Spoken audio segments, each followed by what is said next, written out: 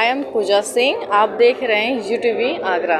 आगरा के ताजगंज में नहीं रुक रहा अपराध, बच्चे को उठाने की कोशिश। विगत 28 अप्रैल को गोविंद कुमार गुप्ता निवासी बसई कला ताजगंज आगरा का समय प्रातः लगभग 11:30 बजे मेरा 10 वर्षीय बेटा पास की दुकान से कुछ सामान लेने गया था। रास्ते में एक अज्ञात अधेड़ महिला ने मेरे बेटे को रोककर पूछा, तुम कहाँ रहते हो, कौन से स्कूल में पढ़ते हो, कैसे स्कूल जाते हो। मेरे बेटे ने कहा कि आपका मुंह ढका हुआ है, मैं आपको जानता पहचानता भी नहीं। तभी महिला ने कहा कि बेटा तुम्हारे मुंह पर कुछ लग रहा है, और अपने पर्स से एक कपड़ा निकाला और मेरे बेटे के मुंह पर कपड़ा लगाने लगी। बेटे को उससे कपड़े से अजीब सी गंदी स्मेल आई तो मेरा बेटा अपना हाथ उस महिला से छुड़ाकर अपने घर भाग गया।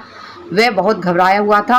उसने सारी बात घर पर हम सबको सुनाया। महिला को ढूंढने के लिए मोटरसाइकिल से गए तो उस महिला ताजनगरी में तेज चाल चलते हुए टेम्पो की ओर बढ़ रही थी तो उस महिला को पकड़कर चौकी ले आई। पूछताछ करने पर महिला ने अपना नाम आरती निवासी लोहा मंडी बताया, जो कि मेरी पत्नी की मौसी थी। मेरी पत्नी से वर्ष 2022 से विवाद चल रहा है और हम अलग अलग रहते हैं। मेरी पत्नी दिगनेर में रहती है, जिस पर धारा 406 व सेक्शन 9 तथा उसके भाई अर्पित व मोहित द्वारा मुझे जान से मारने की धमकी व बच्चे को उठाने व गाली गलौज के विरुद्ध ये 3 मुकदमे वर्ष 2022 से न्यायालय में विचाराधीन हैं, जिसमें 406 में NBW भी हो चुके हैं।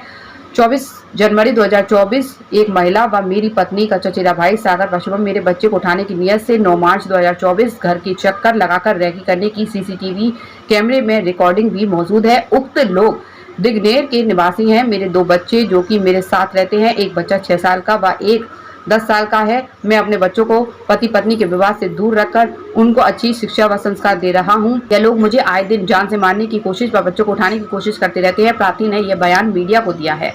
मम्मी गुप्ता है, मेरे पापा का नाम गोविंद गुप्ता है। परसों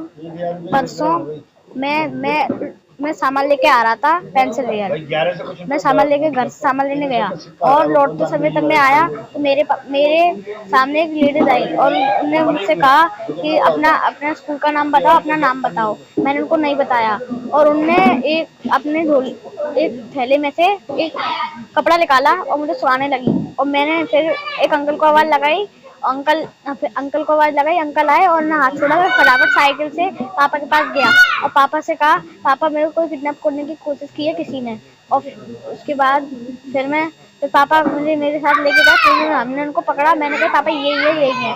फिर हमने उनको पकड़ा और उनसे हमने कहा कि अपना वो मार्क्स नीचे करो और उन्होंने मार्क्स नीचे नहीं किया और बदतमीजी करने लग गई। फिर वो भगने लगी। फिर हमने पब्लिक इकट्ठा की और पकड़ा। फिर पकड़ने के बाद एक भैया ने उनका हाथ पकड़ा और उन्हें उनको काट खाई और भग गई। फिर दोबारा फिर हम उनको ढूंढने लग गए और हम थाने गए और उनने दूसरी पब्लिक ने उनको पार्क में से पकड़ के लाई और हम थाने से पुलिस बुला के लाए और पुलिस को पकड़ के थाने ले गए। परसों मेरे बच्चे को उठाने की कोशिश की गई थी, जिसका नाम अमित गुप्ता है, जो कि मार्केट गया हुआ था सामान लाने।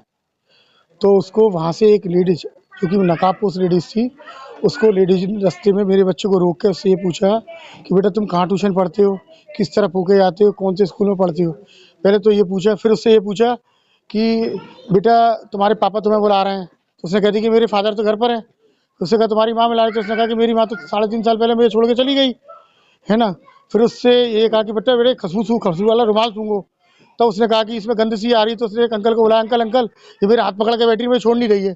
तब वो अंकल एक आए हैं, फिर उस बच्चे को छोड़ के वो भागी है। फिर बच्चा मेरे पास घर पर आया है, उसने तुरंत मुझे आके कहता, फिर हम इधर से लेके गाड़ी लेके भागे। इसको ताजनगरी GRJ गार्डन पर हमने रोका, जो कि वहाँ से हमने इसको कहा कि नकाबपोश नीचे कर। वो लेडीज और नकाबपोश नीचे ना करते हुए फिर आगे बढ़ती गई। हम उसके पीछे भागे तो 2-4 लोग और इकट्ठे हो गए कि हमने कहा कि बच्चा चोर रुक, बच्चा चोर उठा के ले रही, रुक। तो इसको पानी के बाद इस पर रोका गया है। तो एक लड़के ने इसको रोका, तो उसका हाथ पकड़ के रोका, तो उसका हाथ काट के ये पार्क की तरफ पीछे छुप के भाग गई है। तो फिर हम इसको वहाँ ढूंढने गए तो हमें नहीं मिली है। तो फिर हम पुलिस को इधर बुलाने गए। इधर जो वहाँ पर भीड़ इकट्ठी करी थी उन्होंने इसको पार्क में पकड़ लिया। इसको ये पुलिस पकड़ के इसको बाहर लेके आए और फिर हमने पुलिस को सुपुर्द कर दिया। तो पुलिस लेके आए, फिर पुलिस को सुपुर्द कर दिया। उसके बाद पुलिस ने हमारी कोई सुनवाई नहीं करी है।